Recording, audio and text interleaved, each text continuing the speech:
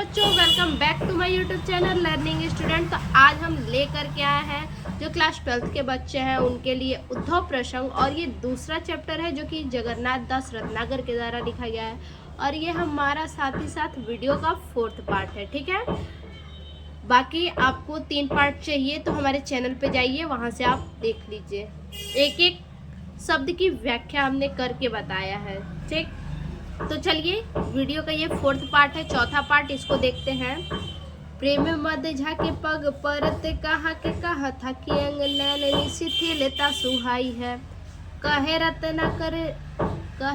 ना करियो आवत चकत उधो मानो सुधियत को भावना भुलाई है। ठीक है, प्रेम मद झाके, प्रेम मतलब प्रेम, मद मतलब क्या होता है, नशा होता है, और झाके मतलब युक्त। ठीक है, प्रेम रूपी नशे से युक्त, पग मतलब पैर, परत मतलब पड़ते हैं, कहाँ के कहाँ मतलब रास्ते में, यहाँ वहाँ। ठीक है, जब जो है कि उद्धव के विदाई का समय आता है और उद्धव जी क्या है, मथुरा के लिए चलने लगे। ठीक है, मथुरा के लिए जब चलते हैं तो क्या होता है कि प्रेम रूपी नशे से युक्त, प्रेम रूपी नशे से युक्त उनके पैर जो है कि रास्ते में यहाँ वहाँ पड़ रहे थे।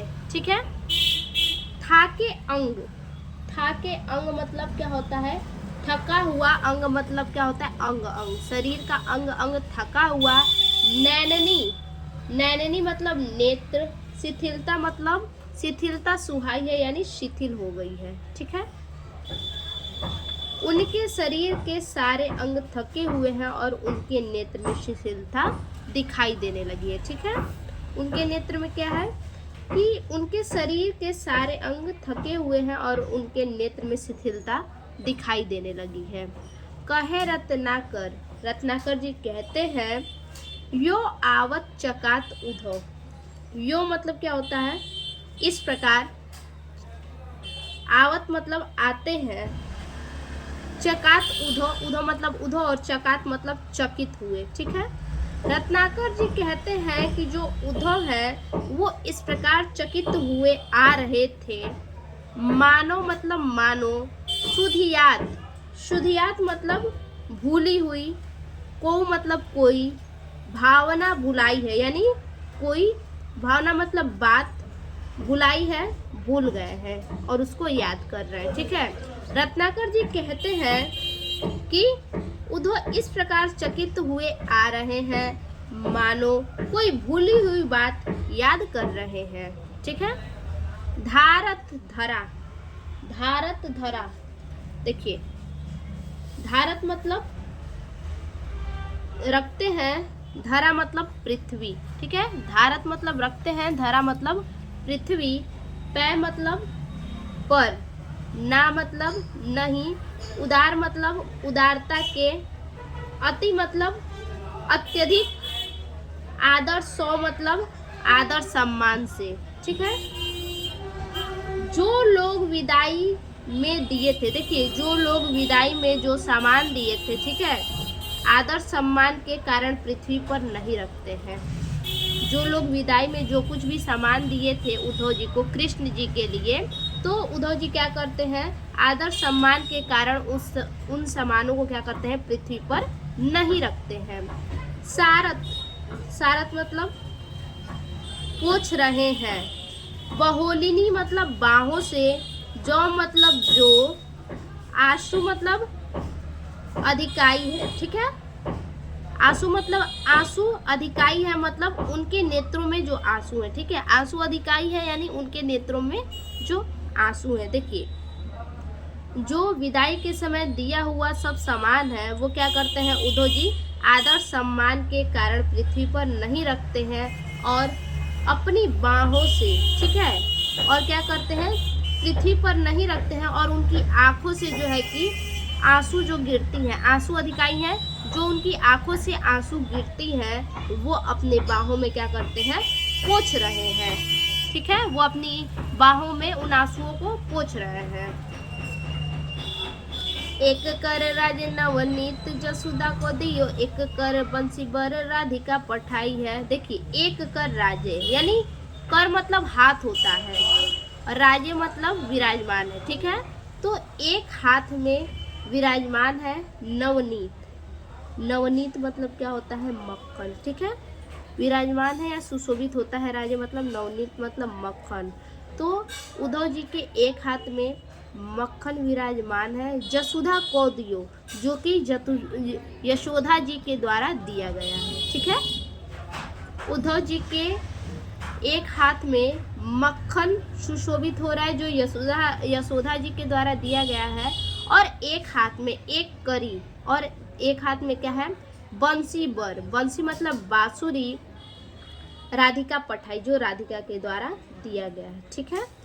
फिर से देखिए, एक हाथ में यशोदा द्वारा दिया गया मक्खन सुशोभित हो रहा है, और एक हाथ में राधा द्वारा दिया गया बंसी, यानी उनका पूरा हाथ जो है कि सामान से भरा हुआ है, ठीक है। तो चलिए अब इसका जो है कि व्याख्या देख लेते हैं। देखिए, संदर्भ जो है कि वही है जो हमने फोर्थ पहला और दूसरा और तीसरे पार्ट में डाला है, ठीक है।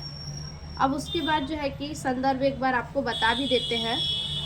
संदर्भ देखिए हमारा होगा प्रस्तुत पद्यांश हमारी पाठ्य पुस्तक हिंदी के, ठीक है, हिंदी के उद्धव प्रसंग से लिया गया है, जिसके लेखक कौन है, जिसके कवि जगन्नाथ दास रत्नाकर जी हैं, ठीक है। अब व्याख्या देखिए। जब उद्धव के विदाई का समय आया, उद्धव मथुरा के लिए चलने लगे, तो प्रेम रूपी, ठीक है, मथुरा के लिए चलने लगे तो प्रेम रूपी नशे से युक्त उनके पैर रास्ते में यहाँ वहाँ पड़ रहे थे। उनके शरीर के सारे अंग थके हुए हैं और उनके नेत्र में शिथिलता दिखाई देने लगी है। उद्धव इस प्रकार चकित हुए आ रहे हैं मानो कोई भूली हुई बात याद कर रहे हो।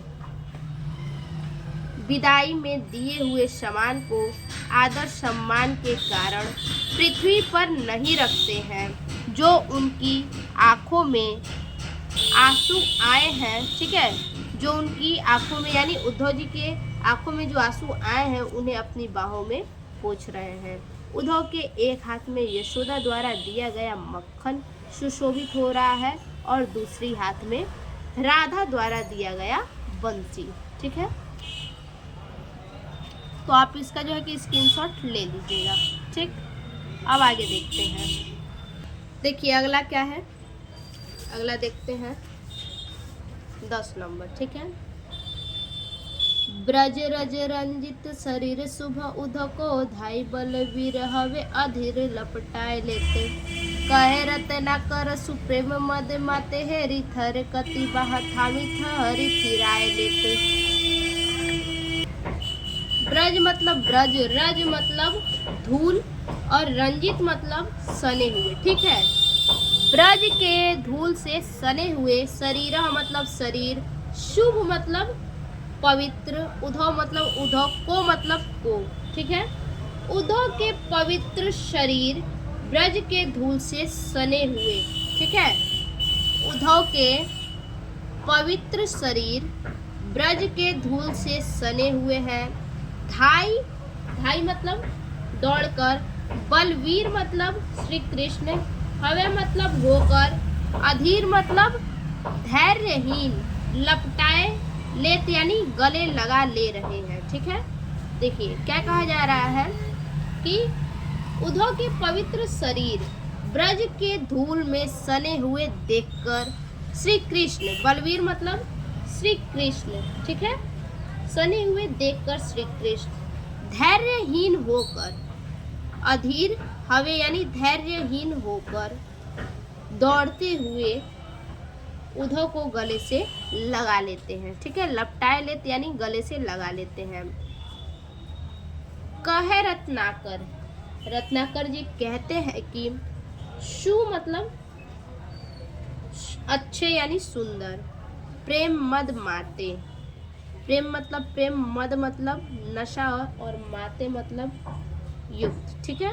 तो प्रेम के नशे में युक्त हेरी मतलब जानकर रत्नाकर जी कहते हैं कि उद्धव जो है कि प्रेम के नशे में युक्त है इस बात को जानकर थरकती, थरकती मतलब थरकती बाह यानी कांपती हुई बाह, थामी मतलब थाम कर, थहरी मतलब थहरी यानी खुद कांपते हुए, थिराए लेत यानी उनको सहारा दे रहे हैं। ठीक है, रत्नाकर जी कहते हैं कि जो उद्धव है वो कृष्ण के प्रेम रूपी नशे से युक्त, कृष्ण के प्रेम रूपी नशे से युक्त है और इस बात को जानकर श्री कृष्ण क्या करते हैं, खुद कांपते हुए।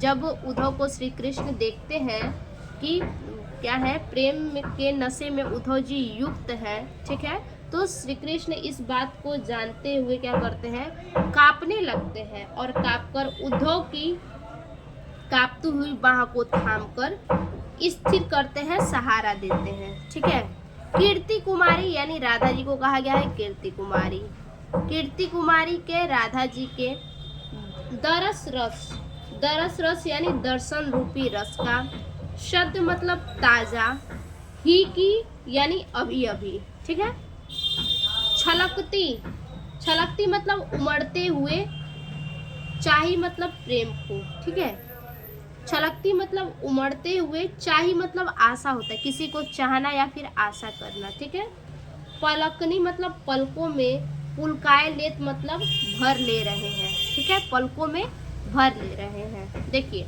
क्या कहा जा रहा है कि उद्धव हाल ही में राधा जी के दर्शन किए हुए हैं। ठीक है, उद्धव क्या हुए हैं कि हाल ही में राधा जी के दर्शन किए हुए हैं, उस रस को आशा पूर्वक श्री कृष्ण अपने पलकों में भर ले रहे हैं। ठीक है, जो राधा जी के दर्शन किए हुए हैं उद्धव जी, तो उस रस को देखकर श्री कृष्ण जो है कि उद्धव की आंखों में उस रस को देखकर अपने पलकों में भर ले रहे हैं। परन न देत, परन न देत एक बूंद पुहुम की कोछी, पोछी पोछी पट नीज नैनी लगाए ले। देखिए परन न देत, परन मतलब क्या होता है, परन न मतलब गिरने, परन मतलब गिरने, न मतलब नहीं, देत मतलब दे रहे हैं, एक बूंद यानी एक भी बूंद। ठीक है, एक बूंद यानी एक भी बूंद। बहुमी, बहुमी मतलब धरती, पस मतलब बहुमी की मतलब की, कोछी मतलब गोद में। ठीक है, यानी कहने का मतलब है कि उद्धव जो श्री कृष्ण है वो उद्धव की आंसू की एक भी बूंद धरती की गोद में नहीं गिरने दे रहे हैं। जो उद्धव, जो श्री कृष्ण है वो उद्धव के आंसू की एक भी बूंद धरती की गोद में नहीं गिरने दे रहे हैं। परन न यानी पड़ने नहीं दे रहे हैं, गिरने नहीं दे रहे हैं। ठीक है, पोछी पोछी पट, पोछी पोछी का मतलब क्या होता है, पोछ पोछ कर, पट मतलब कपड़े, निज मतलब अपने, नैननी मतलब नैनों में लगाए, लगाए। ठीक, लेत मतलब लगा रहे हैं। ठीक है, पोछ पोछ कर, उद्धव की आंसुओं को पोछ पोछ कर, श्री कृष्ण जो है उद्धव की आंसुओं को पोछ पोछ कर अपने कपड़े और नैनों में लगा रहे हैं। ठीक है, तो अब इसका जो है कि व्याख्या देख लेते हैं। देखिए इसका भी संदर्भ वही होगा, इसलिए हमने पूर्ववत लिख दिया। ठीक है, अब व्याख्या देखिए, उद्धव के पवित्र शरीर ब्रज के धूल से सने हुए देखकर श्री कृष्ण धैर्यहीन होकर उद्धव को गले से दौड़कर लगा लेते हैं। रत्नाकर जी कहते हैं कि उद्धव श्री कृष्ण के प्रेम रूपी नशे से युक्त, ठीक है, श्री कृष्ण के प्रेम रूपी नशे से युक्त देखकर श्री कृष्ण कांपते हुए उद्धव की कांपती हुई बाह को थामकर उनको सहारा दे रहे हैं और उद्धव को स्थिर करने की कोशिश कर रहे हैं। ठीक है, उद्धव के द्वारा हाल ही में राधा के दर्शन रूपी रस का पान करके आंसुओं से उमड़ते हुए उनकी आंखों को देखकर श्री कृष्ण की आंखें भी गीली हो गई हैं। उद्धव के आंसू के एक भी बूंद, ठीक है, उद्धव के आंसू के एक भी बूंद धरती की गोद में गिरने नहीं दे रहे हैं। आंसुओं को पोंछ पोंछ कर अपने कपड़े और आंखों में लगा रहे हैं। ठीक है, तो ये हमारा व्याख्या हो गया। अब आगे देखते हैं आखिरी पद्य। देखिए, छवते कुटीर कहूँ रम्य जमुना के तीर गए, गौन रौन रेती सो कदापि करते नहीं, कहे रत्न कर बिहाई प्रेम गाथा गुण श्रवण रसना में रस और भरते नहीं। ठीक है, छावते कुटीर, छावते मतलब बना लेते हैं, कुटीर मतलब कुटिया, कहूँ मतलब कहीं पर, रम्य मतलब सुंदर, जमुना मतलब यमुना नदी, कै मतलब के, कै मतलब कै, तीर मतलब किनारे। ठीक है, देखिए, उद्धव कहते हैं, उद्धव क्या है, श्री कृष्ण से कहते हैं कि हम यमुना किनारे कहीं कुटिया बना लेते हैं और वहीं पे क्या करते हैं, रहते हैं। ठीक है, गौन रौन रेती, गौन मतलब चलना, रौन मतलब रेती, रौन रेती। ठीक है, रौन रेती यानी पवित्र रेती, सौ मतलब से, कदापि मतलब कभी भी, करते नहीं मतलब नहीं आते हैं। ठीक है, देखिए, उद्धव कहते हैं श्री कृष्ण से कि हम यमुना किनारे कहीं कुटिया बना लेते हैं और वहीं पर रहते हैं। वहाँ की पवित्र रेत, रौन रेती यानी पवित्र रेत, वहाँ की पवित्र रेत, वहाँ की पवित्र रेत से हम, ठीक है, वहाँ की पवित्र रेत से हम यहाँ कभी नहीं आते। कदापि मतलब कभी, नहीं मतलब नहीं करते मतलब आते। ठीक है, यहाँ कभी नहीं आते। कहे रत्नाकर, रत्नाकर ये कहते हैं बिहाई प्रेम गाथा गुड़ी, बिहाई मतलब क्या होता है, बिहाई मतलब छोड़कर, प्रेम गाथा मतलब गोपियों के प्रेम कथा को। ठीक है, गुण मतलब अच्छा। रत्नाकर जी कहते हैं कि उद्धव जो है कि, उद्धव कहते हैं, यहाँ पे रत्नाकर से मतलब है कि उद्धव। ठीक है, उद्धव कहते हैं कि हमारे और गोपियों के प्रति जो बहुत प्रेम है, ठीक है, हमारे और गोपियों के प्रति जो बहुत प्रेम है।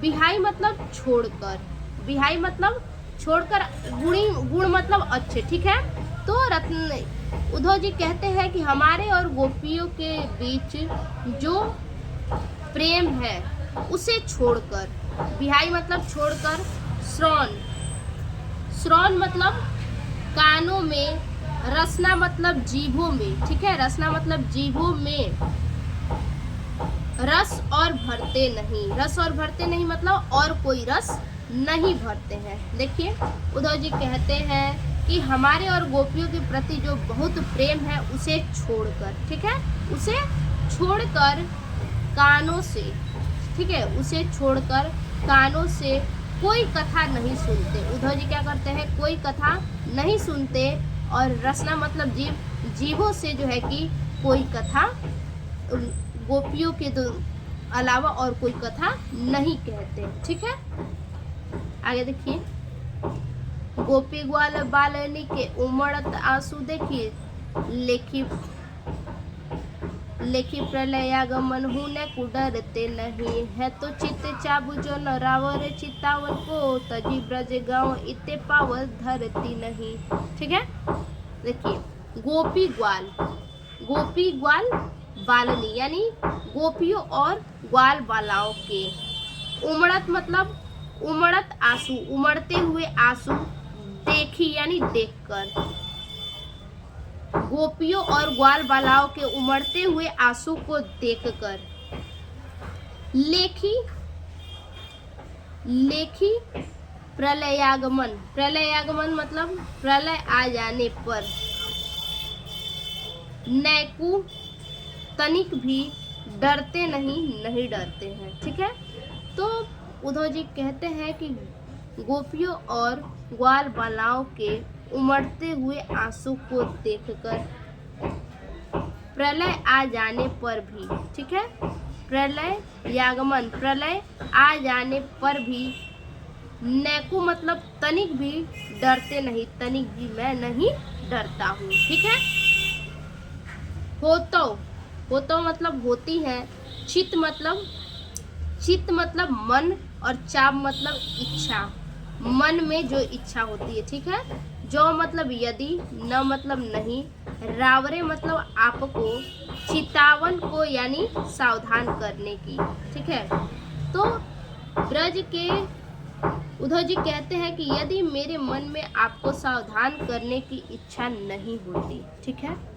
उद्धव जी कहते हैं कि श्री कृष्ण से कि यदि मेरे मन में, ठीक है, यदि मेरे मन में आपको, चित्त चाव मतलब मन में इच्छा, जो मतलब यदि, ठीक है, यदि मेरे मन में आपको सावधान करने की, चितावन को यानी सावधान करने की चित्तचाप इच्छा नहीं होती, ठीक है।